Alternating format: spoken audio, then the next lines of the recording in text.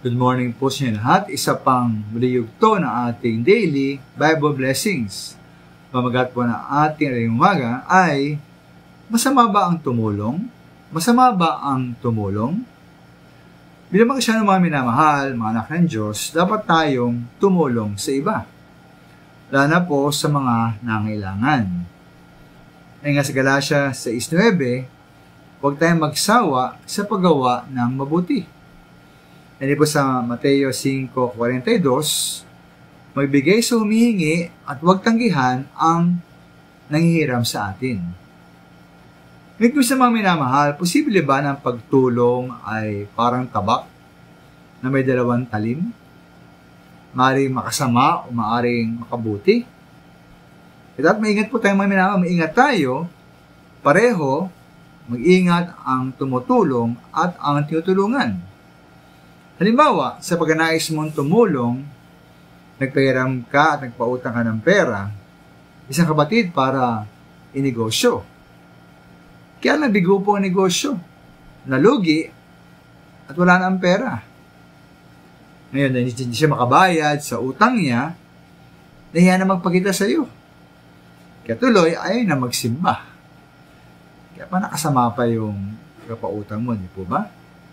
Ngayon po sabi naman ng mga minamahal, ano naman ang maaaring mangyari kapag ito ay umunlad ang nagtagumpay ang negosyo?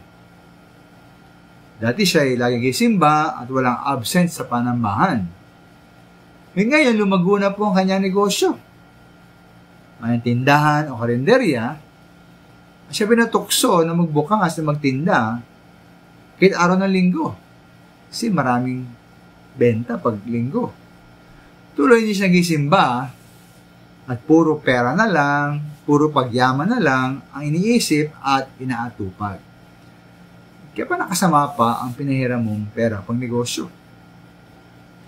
Maganda mo ba lang mga minamahal sa Kawikaan 30:8-9 sa poroon na huwag tayong pagyamanin o paghirapin.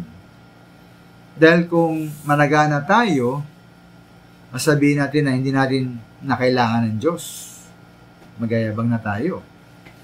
Kung tayo maghirap naman, baka naman magnakaw tayo at malapastangan ang ngalan ng ating Diyos.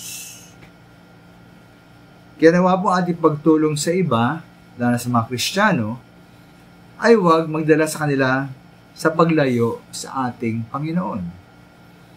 Sa mga tanggap po ng tulong at pagpalaing umasenso, huwag tayo po makalimot sa ating Diyos. Dahil po natin na lahat ng sa atin ay mula po sa Diyos. At anumang oras ay maaari niyang bawiin. Kaya atin po lagi siyang parangalan sa ating buhay. Maraming salamat po.